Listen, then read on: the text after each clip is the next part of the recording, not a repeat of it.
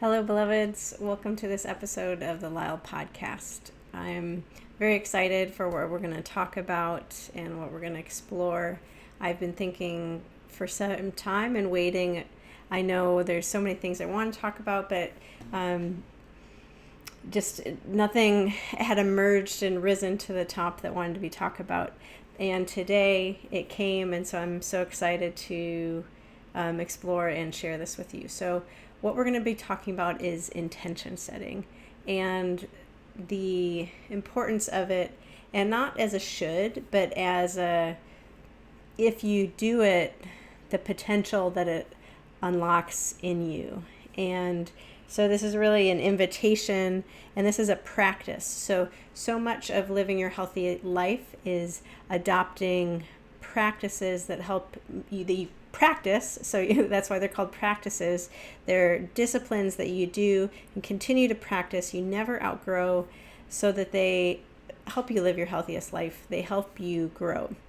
So intention setting can look like so many things. It can be on micro or macro level. So you could set an intention for your life, a big vision, and then figure out mission statement, mission points of like how you're going to break that down. That can look like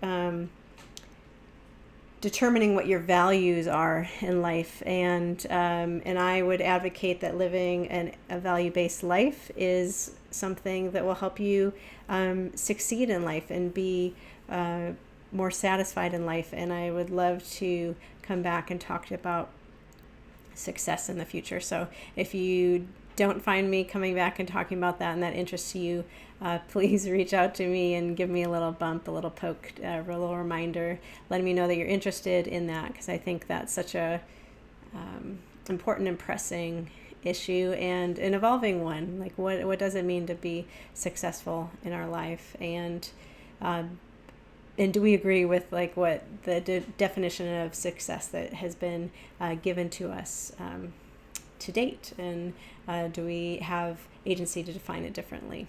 But so establishing values, and so that can be big, personal level, and you can see where you fit into your family, your community, with partners, relationships, within work, within your physical environment, how you spend your time. All those sorts of things will come out of intention setting. And so your values and intentions should go together. So when you're thinking about intention setting, you might need to first think about what your values are, and that'll help you break things down a little bit more. Intention settings can be something that you do at regular intervals. So you might, like a practice that I have is, and maybe you have a similar practice or at a different interval, and that is I set a theme for the year, and that's one of the retreat offerings that I do at the top of the year. We do it typically in the middle of January, and have in-person and online options for that is always the intention, and then we just see what circumstances allow. But the idea of that retreat is to set an intention for the year. So you pick and you try to get as like small, minute, as focused as you can. So you try to get it down to a word. That hasn't always worked for me. And again, it's not a should. It's not that it's wrong if you can't do a word. Like I had one time, the smallest I could get it down to, it was surrounding fear, and I didn't want fear to be my word, but to not make decisions based on fear. I had another year that it was wholehearted. Those are some of the big ones I think that didn't kind of break down in terms of just one year. I've had years where I picked play, curiosity. I've been doing it for over a decade, so I have this practice, and that this is something that is different than a resolution. It's different than, I'm going to lose 10 pounds. Oh, I'm going to go to the gym all the time. Oh, I'm going to eat broccoli every day, or have a salad every day, or I'm going to floss every day. So different than resolution. It's more overarching, and again, it's value based, and then you can get into some of these subsets of what it looks like in any given day, or kind of moment by moment.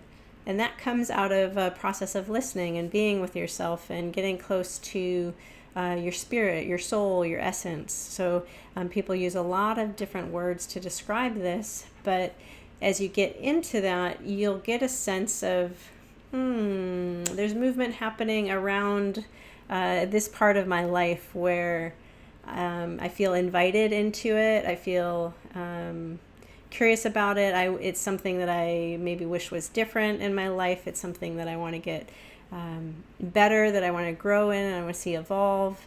I don't want to find myself in the same place in the future, or it can come out of places where you're discontent, and there's a rub in your it could be in your spirit, in your mind, and your emotions, but it can also be then manifest in your body. We think like Bessel van der Kamp, like the body keeps a score, that all these kind of things, like how we're feeling, how we're doing. I'm touching my body, I'm touching my chest, and this as somebody, assigned female at birth, socialized as female, like there's not a lot of touching the chest, because it's all about like the breast and the tissues, and it's sexualized. But so there's things in my body, and this might seem, and God bless ADHD, and then maybe that's what that moment is. But everything, my brain makes connections, and to me this is unrelated. And also my autistic properties to continually to show up in the world increasingly unmasked. And so right now, just naturally, I wanted to do that. It felt good. So I have an intention to just show up more authentically in the world. And that's leading me to do this and make this connection of sharing that, yeah, wow, it feels good to just kind of scratch my chest and feel that. And as a physical therapist, I have this awareness of, oh yeah, I'm moving around my fascial layers. I can actually feel this in my back and some areas where I have pain. And so the body keeps the score. So, doing this helps release some things that I have in the back. So you might feel some discontent, some things like that. And I have some things, especially on my right side, that I've been working through. And doing this helps address that.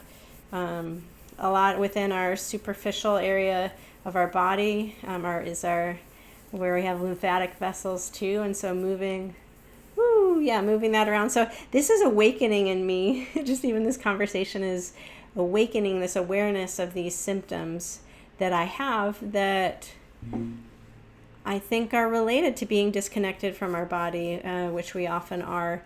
Based on our society, and you can think again macro or micro in terms of our society, whether it's family units, the neighborhood you grew up in, what kind of class you grew up in, the ethnic group, region of the country, city, what country you grew up in. All these kind of things impact what, if you had a religious upbringing, what were kind of the frameworks of the worldview that were handed to you, and how well do you fit into that.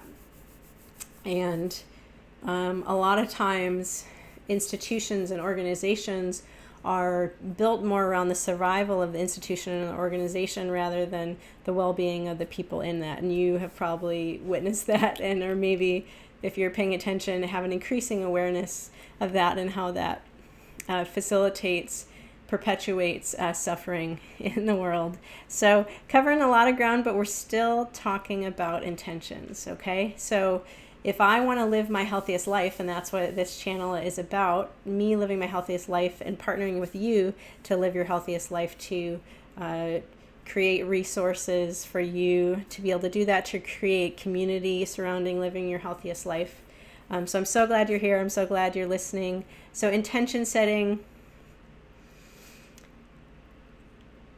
can be on this big so we have our life. What have we covered so far? We talked about, like, for your life you can have these big values, and then we kind of jump down to year. Of course you could do 5-10 year kind of things, but we know, let me tell like a little story, and maybe you probably have your own iteration of this. So we are halfway through 2025. Do you remember 2020? I remember 2020 a lot. And I was on Instagram, and people were just lighting it up the end of December, early January about, oh, this decade's going to be this decade's going to be that. I have all this focus and this intention. There's something really exciting about like a new 10 years. Like we get excited about those chunks. That's why we think like turning 15 is in 20 and 25 and 30 and 35 and 40 and 40 and 50 and 60. We celebrate that more than 28 and 33, and 47 and 62.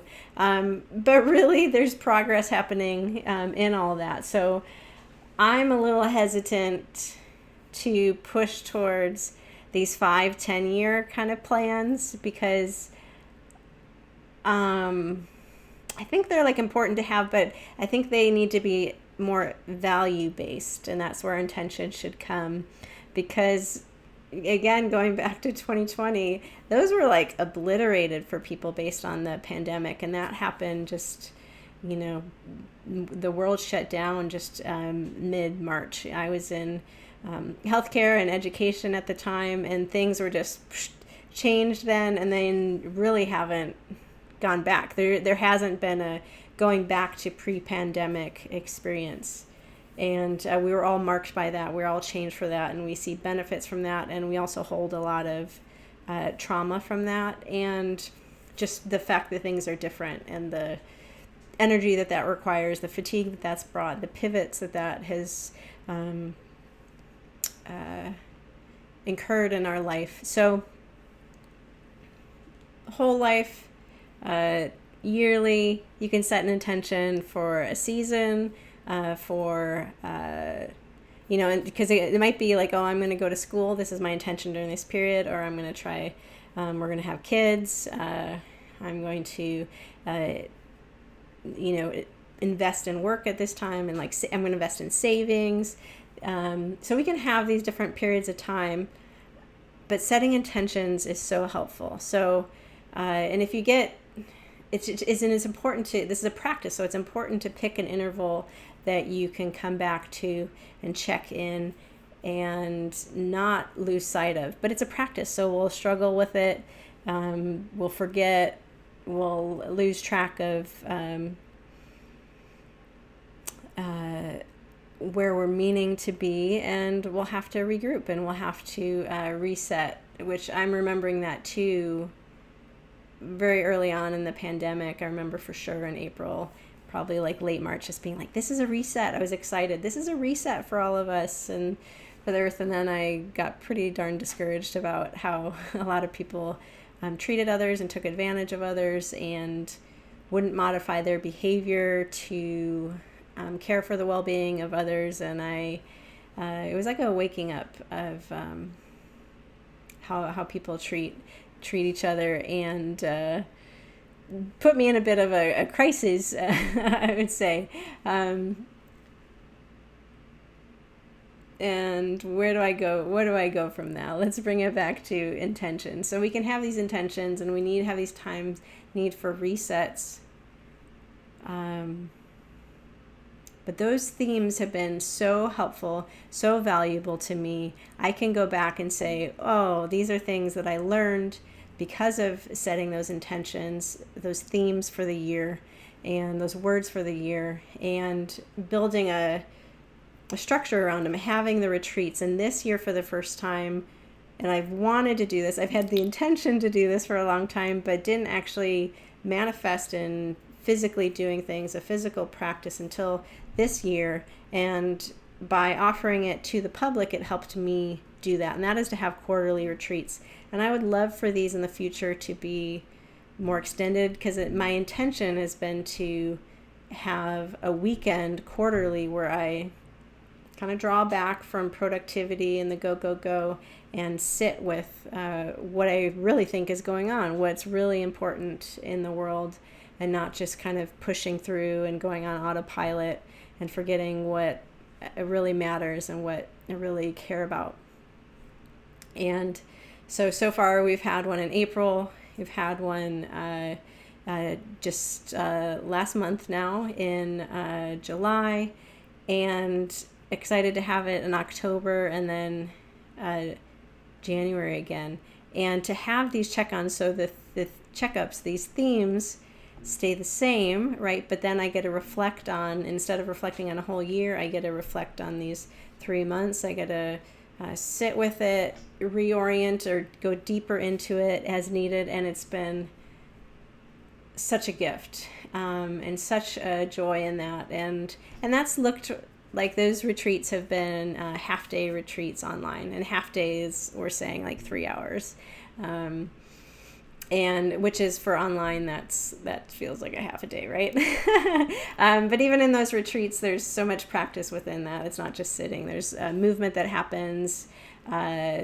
We do a mindful mobility practice. We do some dancing. We always make something, whether it's writing a letter or making something artistic. We're journaling, we're sharing. There's a number of things happening there. So annually, and then with the seasons change, so kind of that. I've been in Los Angeles for quite some time, and there are seasons here, but we kind of forget and kind of push through. So if you've watched videos of me in the podcast, you'll see, like right now I'm in a t-shirt and shorts, barefoot. But if you look at some of the ones, you can tell like, oh, I'm in a house that's not well insulated, and you'll see that my garb's changed. So we have seasons here, but much more subtle than something like the Midwest or... But seasons are still important to honor. We have the shifting daylight, and these things impact us. But a lot of times we're not aware of them. We're not pausing. We're not slowing down enough. So intention setting does require slowing down. It requires pauses. We need to have and a plan of intervals to check back in. You can also set intentions, and I'm going to go just much smaller now. You can set daily intentions, and and that can look like just a journaling practice in the morning and a pause. And if you believe in God or higher power or the universe, I talk to God in the morning, and I've been nourishing this practice of saying, and directly, and I'll kind of write it down and just asking God just kind of whatever my question is. And recently it's been, about the day. It is kind of this unfolding of what should be my focus for the day, what should be my intention. And in that, just trusting that an answer is going to come, and I find that it does. And a lot of times it comes pretty quickly. I think the other day it took a little bit longer, and even my brain wandered and had to come back and say, oh yeah, like I'm waiting on this answer, and took a little deeper listening. So we can do intention setting at different intervals. So a few other examples. So, and this is something I was really, what is the emotion? There's gratitude there. I feel really grateful. Surprised. Is there a pride? I don't know. It doesn't feel like an ego pride, but it's like a continuation of like, yes, continue this behavior.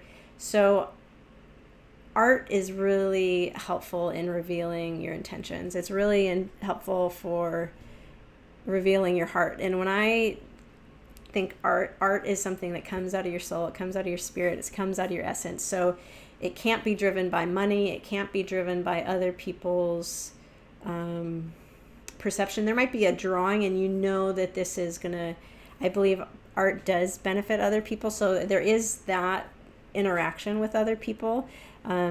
It should better other people. That doesn't mean it's for everybody, but it is, at least I believe, for one other person. So art is a fantastic way to get into your intentions. And I've had many experiences that, and I'm going to focus on the written word right now. I've had many experiences where I write something and I'm like, I don't even know where this is coming from. I don't know if I believe it. Like, it kind of feels true. Like, it came out easy enough that it seems true, but I don't fully identify with it. I don't kind of quite understand the full gist of it. And so I wrote a song in 2015. And to write the song like this, again, there had to be a slowing down, a pausing. I don't remember what, I remember doing this independently in my home. You know, sometimes they come from prompts. Like if you're struggling with this, it can be good to do like a writing workshop, a poetry workshop, songwriting workshop. And again, these are areas of kind of written word. But so many modalities that can help you just really unleash things. I have a, and maybe I'll put it up. There's a painting from one of these retreats. Was it the first in person? What is the first one? It's the first or second one. And I was living up in Portland at the time. And I could just see clearly, like, this is how my life has been, and this is what it's going to look in the future. So it was this intention for, and so I'll put it here, boop, on the video. So popping up there. So it was like moving from this place of, it's kind of like my life story, and it went from, I'm trying to remember how it looked. I think it starts out blue, which is just kind of like calm, or it might have been white. It's basically like this innocence and this calm. And then things were very structured and linear and compartmentalized, and you definitely stayed inside the lines, and that was like these developing years of my life. And then it felt like there was a death, so there's a black line, and then there's a white line of rebirth and newness. And then after that, it's just like messy kind of I wasn't finger painting, but I might as well have been a toddler just finger painting. It just super messy, like all the colors, and it was just about, and it was like this longing for, this is the kind of life that I want to have, that's going to be dynamic, vibrant, integrating all these different things. And I was not living that life at the time. And now I look at that painting and I'm like, oh, that's what it's like to have a vibrant, messy life. Like I wanted this, you know? So it's a rewarding life, beautiful life,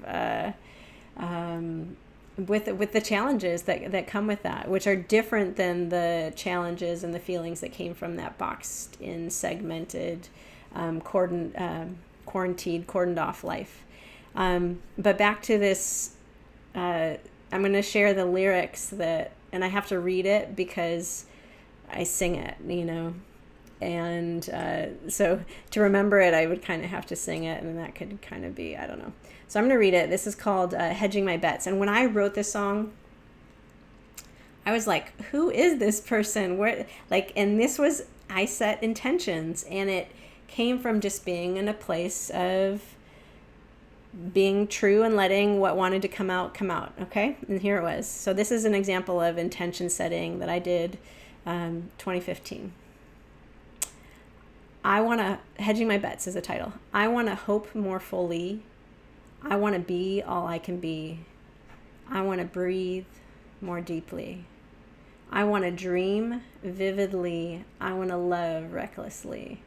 I want to live with my whole heart. And then this is the chorus. I'm tired of hedging my bets. I'm tired of keeping it all in. I'm tired of smothering the fire. And that repeats that chorus twice. And then we go into the second verse. I want to nourish the passion within. I don't want to be afraid of my sin. Now is the time to rise above. I choose to burn bright, live by faith and not by sight, to take the light into the night. And then we go back to the chorus, right? Which is, I'm tired of hedging my bets. I'm tired of keeping it all in. I'm tired of smothering the fire. So again, and this predates that painting, right? So there was like this longing in me. And then the final verse, I want to know what lies below in the places God only knows, the treasures locked inside. I want to see it all so clear, be able to rise above my fear, rest in the arms of one so dear. And then we go back to the chorus, and then there's an outro about smothering the fire. So I had this sense, right, that there was something within me, and I don't, and you have that too if you've allowed yourself to get quiet in a safe space, whether that's you created a safe space or someone's helped create that for you. I think that is one of the greatest gifts we can give somebody else is to create a safe space for them. And in order to create a safe space for them, we have to have done the work to be safe within ourselves, to be whole within ourselves, and not that we're not interdependent, because we totally are. That's where it is, right? So if I can be my authentic self, which is letting the essence of me come out, and so if you're neurodivergent, like I was going on earlier with it seemed, I was, just stimulating my upper chest along my clavicle and my ribs there, and just feeling that in my skin and fascia, and feeling how that wiggled the backside. So that we call unmasking, right? Where I'm just showing up regardless of, I might have learned and memorized, this is not what you're supposed to do on a podcast. You're supposed to stay very linear and focused. You're supposed to, these are what we say, like, neurotypical. And so, and now that I've gone into that, I lost my train of thought a little bit, which is also a neurodivergent attribute, right? But it's something that I really actually like about myself. I don't mind losing my train of thought. It's really more the judgment and the frustration that other people might have, that I'm supposed to communicate in a different way. But I love communication and seeing where it's going, and like a choosing your own adventure of conversation. But when we let ourselves be who we really are, these beautiful intentions come out. And then you might just be like, I don't identify with that. But there's a knowing in you that's like, this is true. So this song sat dormant for quite a long time. And any of these lines, I didn't feel like I was hoping fully. I didn't feel I was being all I could be. I didn't feel like I was breathing deeply. I don't feel like I was dreaming vividly.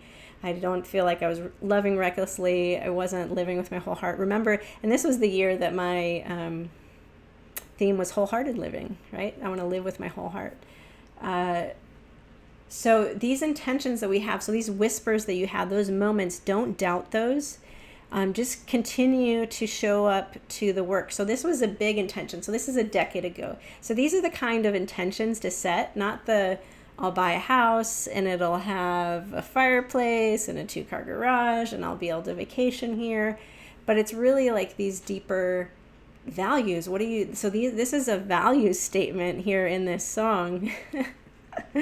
I just came by it intuitively, which I think is the best way to do it, right? Versus somebody tell you, okay, it's time to write a mission statement or a vision statement. If you want to listen to that song, I'll put a link in the show notes or video. Nothing has been professionally recorded. I'm happy to be on this journey of sharing art, and to not be overly concerned about perfection, but really to let the art transform me and let it transform others, and then just follow that journey wherever it may go.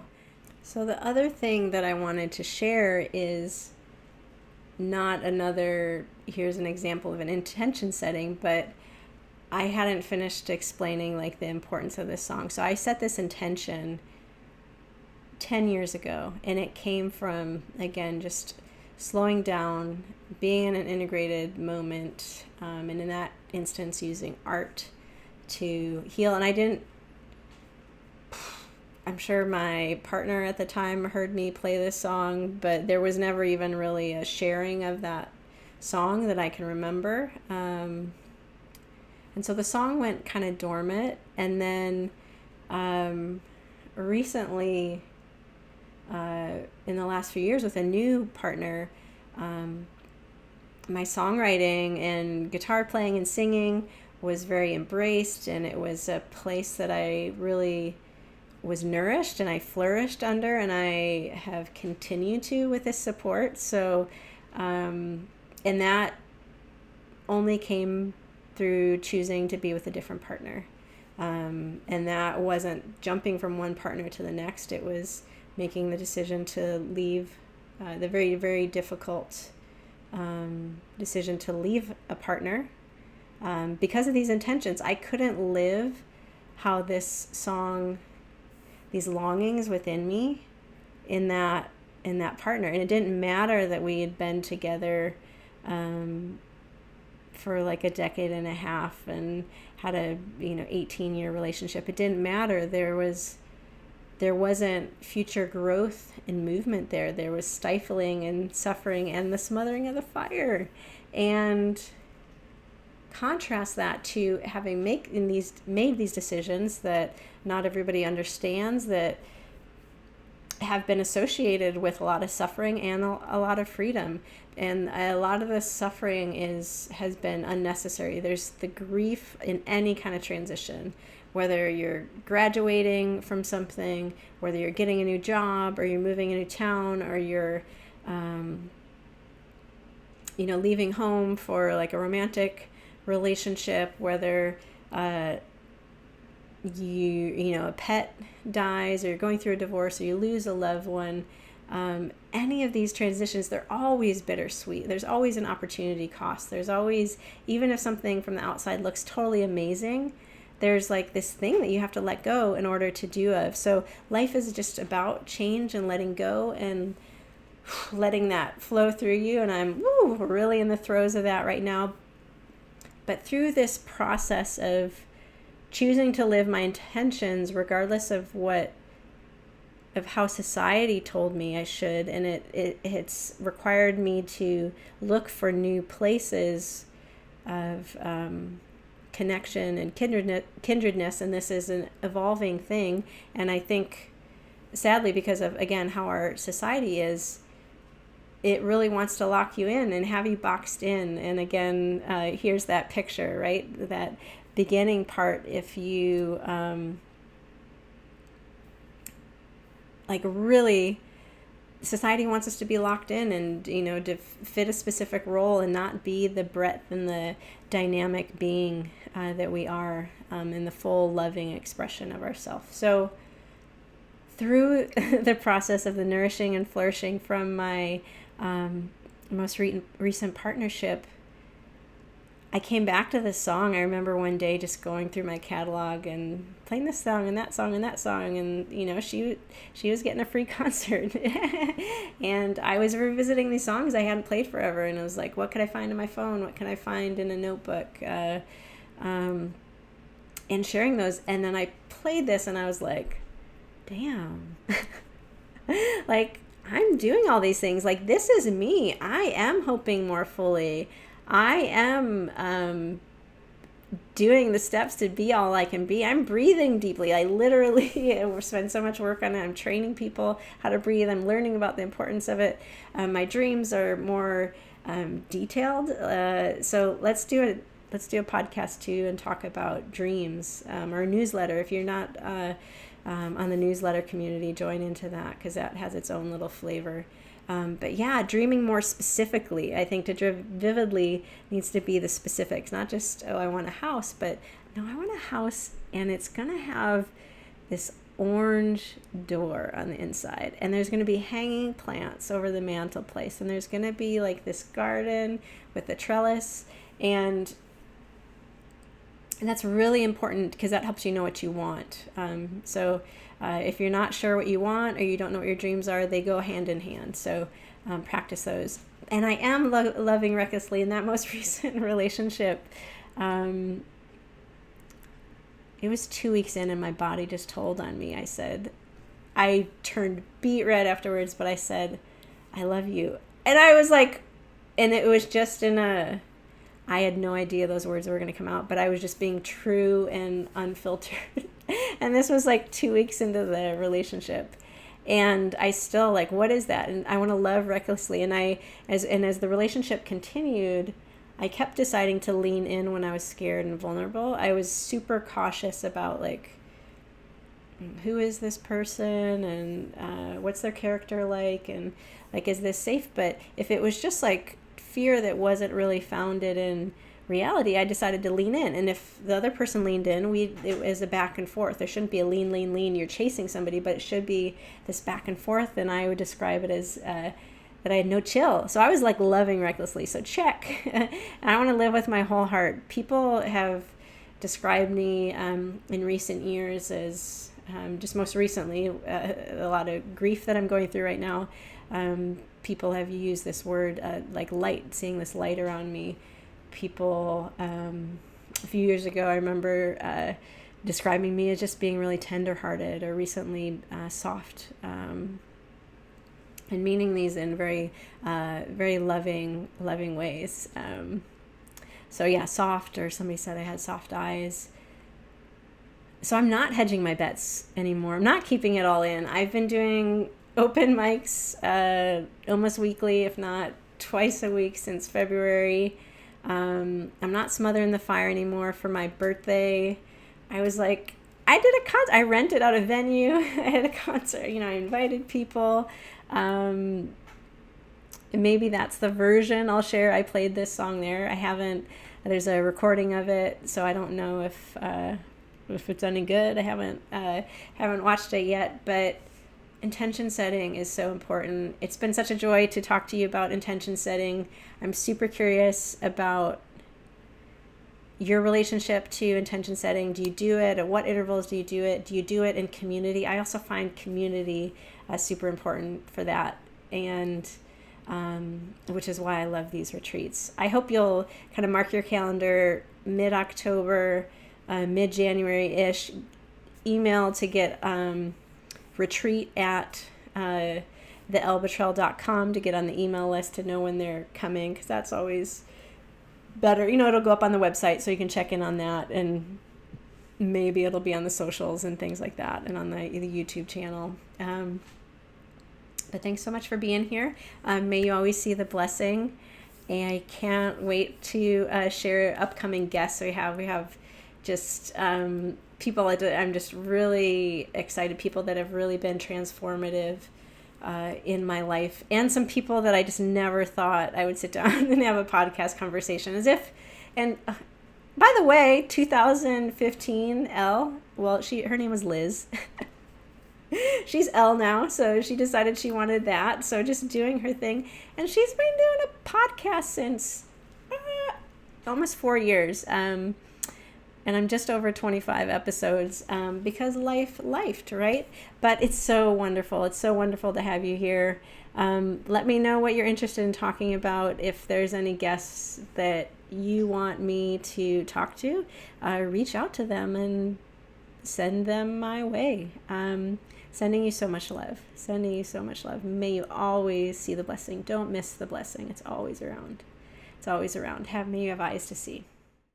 Thanks for listening to this episode of the LYHL Podcast. I'm so glad you're here. If you liked what you heard, you can find me on Instagram and YouTube at the Elle Betrell, as well as on my website, www.theelbetrell.com. Of course, you can find me back here at the next episode of the LYHL Podcast. There's numerous ways to support my work so I can keep helping you live your healthiest life. You can do this financially via links on my website or the show notes, by subscribing to the podcast and YouTube channels, by joining my newsletter community, aptly named the LYHL Newsletter, by rating the podcast, by sharing with others, those you meet, and participating in coaching sessions. It's my passion to help you live your healthiest life. I'm so glad you're here. I'd love to hear your thoughts about what you're learning and the insights you're gaining from these conversations. May you always see the blessing.